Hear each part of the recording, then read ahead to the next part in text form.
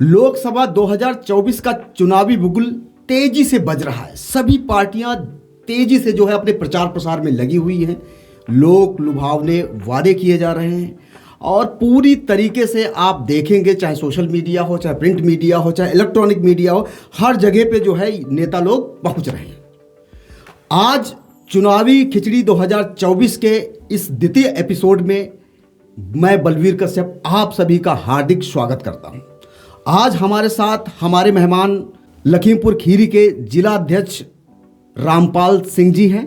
उनसे जानेंगे किस तरीके से चुनाव प्रसार लखीमपुर खीरी में चल रहा है और पार्टी किस तरीके से किन किन मुद्दों को लेकर समाज में लोगों के बीच में जा रही। सर्वप्रथम सर, आपका न्यूज़ ताबड़तोड़ में हार्दिक स्वागत है। बहुत बहुत धन्यवाद। ताबड़तोड़ न्यूज़ का बहुत बहुत धन्यवाद। निश्चित रूप से लोकसभा चुनाव 2024 का कुछ ही चंद दिनों में इसकी डेटें आने वाली हैं और चुनाव का लगभग ऐलान हो चुका है। समाजवादी पार्टी जनपद लखीमपुर में खीरी संसदीय सीट से माननीय उत्कर्ष वर्मा जी जो पूर्व विधायक रहे हैं, उन्हें पार्टी का प्रत्याशी बनाया गया है। दूसरी सीट जो 29 धौरारा लोकसभा संसदीय क्षेत्र है, वहां से आनंद भदौरिया जी जो पूर्व एमएलसी रहे हैं, उन्हें समाजवादी पार्टी ने प्रत्याशी बनाया है। जनपद में जो 2 सीटें आती है, समाजवादी पार्टी ने दोनों सीटों पर अपने प्रत्याशी घोषित कर दिए हैं। समाजवादी पार्टी का जनपद में एक बड़ा संगठन है। हमारे बूथ स्तर पे पदाधिकारी हैं, सेक्टर स्तर के पदाधिकारी हैं, जोन वाइज भी हमारे पदाधिकारी हैं। प्रत्येक विधानसभा को हम लोगों ने जोन वाइज भी बांटा है, सेक्टर वाइज भी बांटा है और प्रत्येक बूथ पे हमारे कार्यकर्ता पूरी मुस्तैदी के साथ काम में लगे हैं। अब जब चुनाव का बिगुल बजने वाला है तो निश्चित रूप से पूरी तैयारी के साथ पूरा जो हमारा संगठन है, जो हमारे 2022 के विधानसभा के प्रत्याशी रहे हैं, जो हमारे और वरिष्ठ नेता हैं, सारे लोग मिलकर पूरी रणनीति बनाकर लोकसभा 2024 के चुनाव में पूरी तैयारी के साथ हम दोनों प्रत्याशियों के लिए पूरी टीम बना चुके हैं। हमारे लोग अलग अलग तरीके से निकलेंगे, जनता का समर्थन मांगेंगे और हमारे नेता माननीय राष्ट्रीय अध्यक्ष जी जिन्होंने पीडीए का नारा दिया है, पिछड़ा, दलित, आधी आबादी जो महिलाएं हैं, अल्पसंख्यक हैं और जो समाज की मुख्यधारा में पिछड़ गए अगड़े समाज के लोग हैं, उनके मान सम्मान और उनके अधिकारों के लिए हमारे माननीय राष्ट्रीय अध्यक्ष जी ने पीडीए का नारा दिया है। ये नारा इसलिए देना पड़ा क्योंकि भारतीय जनता पार्टी चंद उद्योगपतियों के हवाले पूरा देश कर दिया है। जो बड़े बड़े पूंजीपति हैं, उनके इशारे पे केंद्र की नरेंद्र मोदी जी की सरकार चल रही है। सर, मैं यहाँ पे कुछ आपसे पूछना चाह रहा हूँ कि अगर बात करते हैं एक जिला अध्यक्ष के रूप में कहीं ना कहीं आपकी भूमिका जो है बहुत ही महत्वपूर्ण हो जाती है। तो लोकसभा का चुनाव चल रहा है ना, पार्टियां प्रचार प्रसार कर रही हैं, तो इस स्थिति में आप अपने आप को कहाँ पे पाते हैं और अपनी भूमिका को किस तरीके से निभा रहे हैं सर? जिला अध्यक्ष के नाते हमने पूरे जनपद में जो 8 विधानसभाएं हैं, हमारे 8 विधानसभा में संगठन है, हमारे विधानसभा अध्यक्ष है, हमारी जिला कमेटी है, हमारे विधानसभा 2022 के प्रत्याशी हैं और हमारे जो फ्रंटल के भी अध्यक्ष हैं। हमारे समाजवादी पार्टी के कई फ्रंटल हैं, 4 यूथ विंग के हैं, अन्य फ्रंटल हैं, ब्लॉक के अध्यक्ष हमारे हैं। सारे लोगों को जहां उपयोगिता है उस हिसाब से जिला अध्यक्ष होने के नाते उन सब की जिम्मेदारी लगा दी गई है। वो सारे लोग अपने काम में लग चुके हैं और पार्टी के प्रत्याशी को कहाँ मीटिंग करानी है, कहाँ किस जगह पे ले जाना है, किस सम्मानित व्यक्ति से उन्हें मिलवाना है, ये हमारे संगठन के लोग लगातार अपना फीडबैक देकर हमें लगातार निरंतर में संपर्क रह के हमारे वो लोग फीडबैक दे रहे हैं और हमारे प्रत्याशी को जन जन तक पहुंचाने में और लोगों से संपर्क करने में वो लोग सहयोग कर रहे हैं और चुनाव का पूरा प्रबंधन हो चुका है। पार्टी के सभी कार्यकर्ता पूरी मेहनत और लगन से पार्टी में लग चुके हैं। अगर बात करते हैं लखीमपुर खीरी की, लखीमपुर खीरी में 2 सीट है लोकसभा की, एक धौरारा एक खीरी। युद्ध बहुत भीषण होने वाला है, जो चर्चाएं चल रही है, क्या आपको लगता है उस चर्चा में कहाँ पाते हैं अपने आप को? युद्ध निश्चित रूप से भीषण होगा, क्योंकि एक तरफ संविधान बचाने वाले, संविधान की रक्षा करने वाले लोग हैं और दूसरी तरफ जो भारतीय जनता पार्टी और एनडीए सरकार है वो संविधान को बदलना चाहती है। तो इस बार चाहे दलित हो, चाहे पिछड़ा हो और चाहे जो मुख्य धारा में जो हमारी महिलाएं आधी आबादी की हैं वो मुख्य धारा से पिछड़ रही हैं, उनके साथ नाइंसाफ़ी हो रही है, लगातार उनके साथ अन्याय हो रहा है। तो इसमें निश्चित रूप से इस बार संविधान और लोकतंत्र को बचाने की लड़ाई समाजवादी पार्टी और इंडिया गठबंधन कर रहा है, क्योंकि भारतीय जनता पार्टी सारी जितनी भी सरकारी संस्थाएं हैं वो प्राइवेट सेक्टर को देना चाहती हैं। जब प्राइवेट सेक्टर में देंगी तो हमारे जो नौजवान हैं उन्हें सरकारी नौकरी और रोज़गार कैसे मिलेगा और कैसे जो आरक्षण का अधिकार है वो कैसे मिलेगा, इन सब बातों को लेकर लड़ाई है। लड़ाई निश्चित रूप से भीषण होगी और हमें पूरा भरोसा है जो नौजवान साथी हैं वो अपने हक को समझ रहे हैं, उनके साथ जो नाइंसाफ़ी हो रही है उसको समझ रहे हैं। लगातार जो पेपर लीक हो रहे हैं इस सरकार में वो भी हमारे नौजवान समझ रहे हैं। इस बार नौजवान और जो आधी आबादी महिलाएं हैं बढ़ चढ़कर भागीदारी लेंगी और इंडिया गठबंधन को जिताने का काम करेंगी। कि आप इस तरीके के मुद्दे लेकर जो है ज़मीनी लेवल पे, ज़मीनी स्तर पे जा रहे हैं? किसानों का बहुत बड़ा मुद्दा है। 2014 से पहले जो हमारे प्रधानमंत्री जी हैं ये जब चुनाव में आए थे तो इन्होंने कहा था भारतीय जनता पार्टी की सरकार बनेगी तो 2022 तक हम किसानों की आय दुगनी कर देंगे। किसानों की आय तो दुगनी नहीं कर पाए, लेकिन महंगाई इन्होंने ज़रूर दोगुनी कर दी है। आज जो विशुद्ध रूप से किसान हैं, अभी नीति आयोग का एक सर्वे आया है, एक किसान सिर्फ एक दिन में 27 रुपये कमा रहा है। आप बताइए, जब हमारा किसान भाई 27 रुपये कमा रहा है उस पर अपने बच्चों को कैसे शिक्षा दिला पाएगा, कैसे उनके शादी विवाह कर पाएगा और कैसे अपना विकास कर पाएगा? जब 27 रुपये ही किसान कमाएगा तो उसकी कैसे आय दूनी होगी? कहाँ पे किसानों को ला के खड़ा कर दिया। एमएसपी की बात है, एमएसपी की मांग लगातार किसान कर रहे हैं और ये सरकार एमएसपी की गारंटी की बात जो पहले कही थी उससे मुकर रही है। लगातार किसान उस बात के लिए आंदोलन कर रहे हैं। किसान आवारा पशुओं से परेशान हैं, नौजवानों को रोज़गार नहीं मिल रहा है, इससे परेशान हैं। महिलाओं के साथ लगातार अपराध बढ़ रहे हैं, इससे महिलाएं परेशान हैं। इसलिए इस बार बदलाव की पूरे देश में लहर है और जनता इस बार भारतीय जनता पार्टी को हटाने का काम करेगी। हालांकि अगर बात करें भारतीय जनता पार्टी की, वो सीधे तौर पे कहना है सबका विकास, सबका साथ सबका विकास जैसे स्लोगन को लेकर जा रहे हैं। अभी विकसित भारत यात्रा निकाली उन्होंने कि सभी को रोज़गार मिल रहा है, सभी लोग सुखी हैं। खैर ये आने वाली बात है जो क्या होने वाला है, लेकिन मेरा सीधे तौर पर आपसे पूछना ये है कि अगर हम बात करें मतलब 2 प्रत्याशियों की जो अभी हाल ही में भारतीय जनता पार्टी ने प्रथम लिस्ट में घोषित किया है, धौरारा और लोकसभा, वो 2 बार सांसद भी रह चुके हैं। कहीं न कहीं ज़मीनी पकड़ उनकी मजबूत है। तो वहाँ पे किस तरीके से आप अपने प्रत्याशियों को देखते हैं अगर बात करें इस संबंध में? ज़मीनी पकड़ मजबूत नहीं है, क्योंकि जो भारतीय जनता पार्टी के सांसद रहे हैं, चाहे खीरी से हों चाहे धौरारा से हों, इन लोगों ने जनता से जो वादे किए थे, जो स्थानीय मुद्दे थे, चाहे बाढ़ से संबंधित हों, चाहे आवारा पशुओं से संबंधित बातें हों, चाहे किसानों की समस्याओं से संबंधित बातें हों, चाहे महिलाओं के साथ लगातार जनपद खीरी में बढ़ रहे अपराधों से संबंधित बातें हों, चाहे नौजवानों को रोजगार देने की बात हो, सारी बातें जो इन लोगों ने अपने चुनाव घोषणा पत्र में की थी, एक भी पूरी नहीं की हैं। सारी बातें जुमला कह के केवल जनता को धोखा दे रहे हैं।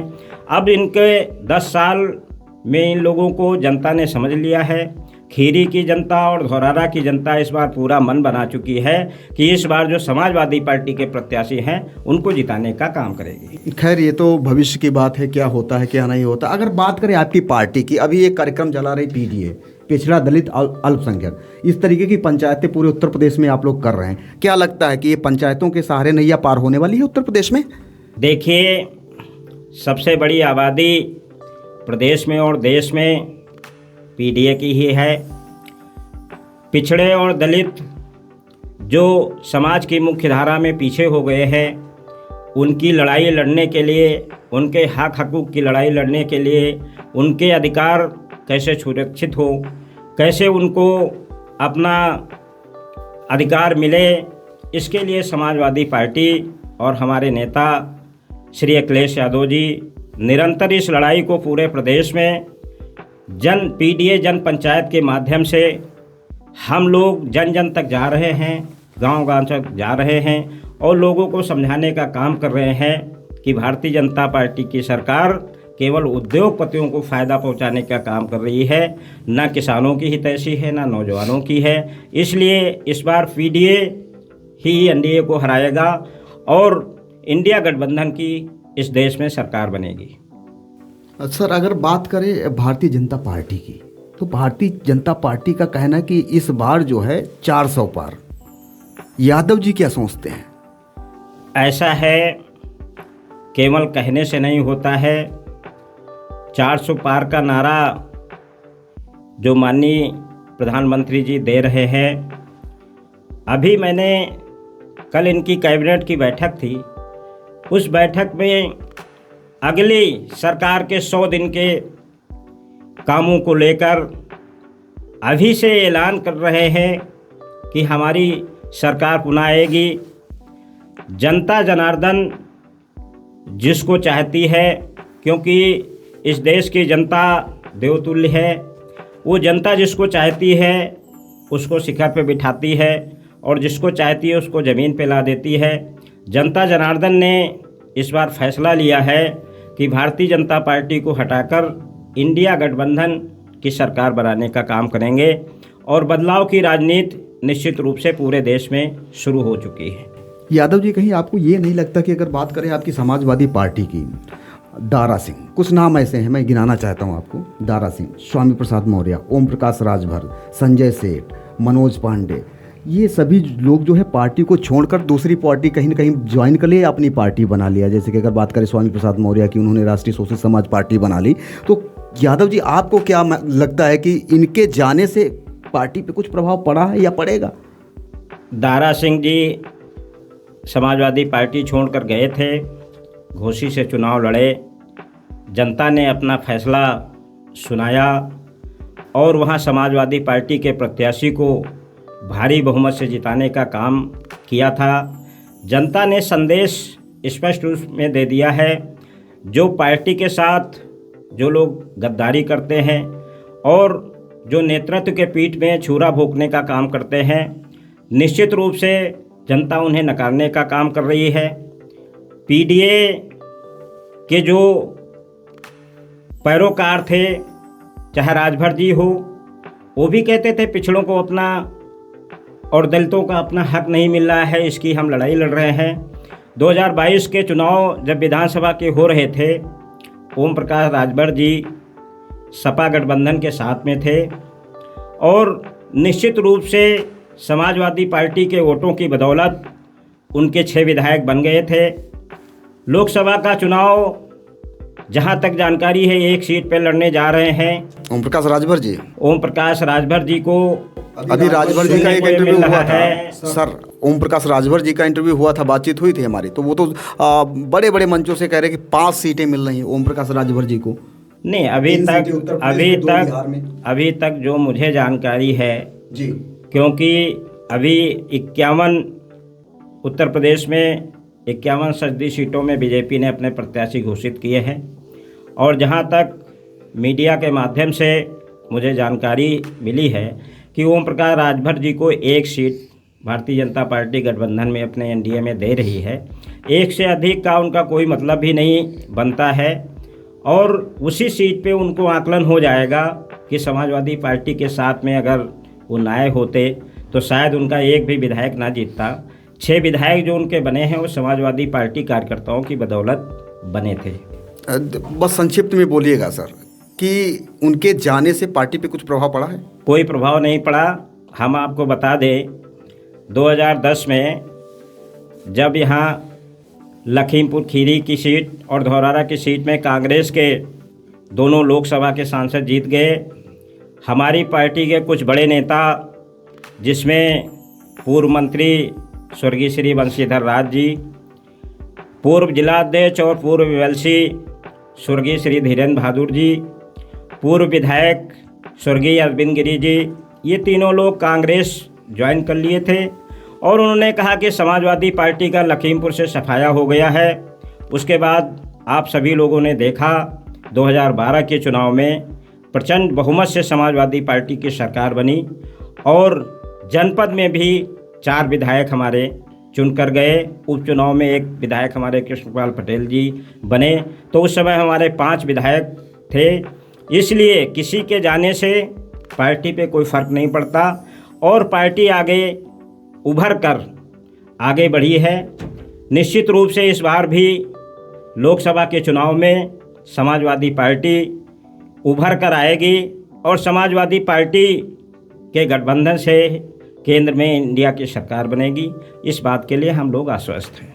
खैर, ये यादव जी का कहना है पूरी तरीके से कि मतलब आने वाले टाइम में क्या होने वाला, लेकिन चलते चलते मैं 1-2 सवाल आपसे करना चाहूँगा। यादव जी, क्या आपको लगता है कितनी सीटें समाजवादी पार्टी प्रदेश में जीत रही है? देखिए, अभी जो हमारा इंडिया गठबंधन है 17 सीटों पे कांग्रेस लड़ने जा रही है जी। बाकी सीटों पे समाजवादी पार्टी लड़ने जा रही है। आप देख लीजिए कि खीरी और धौरारा जो हमारे जनपद से हैं, आप लोग मीडिया के भाई गांव-गांव गली-गली जा रहे हैं जी। आप देख रहे होंगे कि हमारे जब से प्रत्याशी घोषित हुए हैं भारतीय जनता पार्टी के नेताओं में लगातार बेचैनी है, क्योंकि दोनों सीटों पे हमारे अच्छे और संघर्षशील नौजवान प्रत्याशी हैं और जनता और कार्यकर्ता उन्हें पसंद कर रहे हैं। इसलिए निश्चित रूप से समाजवादी पार्टी की अधिकांश सीटें उत्तर प्रदेश में निकलेंगी और समाजवादी पार्टी के सहयोग से ही इंडिया गठबंधन की सरकार केंद्र में बनेगी। अगर समाजवादी पार्टी उत्तर प्रदेश में अधिकांश सीटें जीतती है तो प्रमुख 2-3 मुद्दे क्या होंगे उत्तर प्रदेश के लिए? सबसे पहले, क्योंकि हमारे नेता राष्ट्रीय अध्यक्ष जी शिक्षा को बढ़ावा देने के लिए पहले भी बच्चों को लैपटॉप दिए थे। हमारे जो भविष्य हैं, जो हमारे बच्चे हैं, वो अच्छी शिक्षा ग्रहण करें, उन्हें नौकरी रोज़गार मिले, किसानों को उनकी फसल का उचित मूल्य मिले, एमएसपी की गारंटी हो और जो किसान कर्ज के बोझ से दब रहा है उन किसानों की कर्ज माफ़ी हो, क्योंकि चंद उद्योगपतियों का लाखों करोड़ रुपया जब माफ़ कर सकते हैं तो किसानों का कर्ज क्यों नहीं माफ़ कर सकते हैं। यादव जी का कहना है अधिकांश सीटें हम उत्तर प्रदेश में जीतने जा रहे हैं। चलते चलते क्या संदेश देना चाहते हैं जनता को? हम देवतुल्य जनता से निवेदन करता हूँ, उनसे अपील करता हूँ, क्योंकि इस बार जो चुनाव है वो बहुत महत्वपूर्ण है।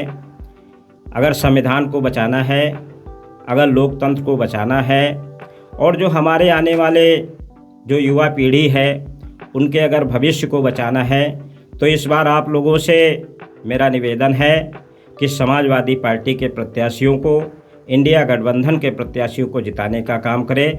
निश्चित रूप से इंडिया गठबंधन किसानों की बात करती है, इंडिया गठबंधन नौजवानों को रोज़गार देने की बात करती है, महिलाओं के सम्मान की बात करती है। इसलिए हम जनता जनार्दन से करबद्ध प्रार्थना करते हैं कि इस बार इंडिया गठबंधन के प्रत्याशियों को जिताने का काम करें। इसी का हम आपसे सहयोग मांग रहे हैं, आपसे समर्थन मांग रहे हैं। दोस्तों, आज चुनावी खिचड़ी में हमारे साथ में रामपाल जी थे, जिन्होंने बेबाकी से सारे प्रश्नों के जवाब दिए।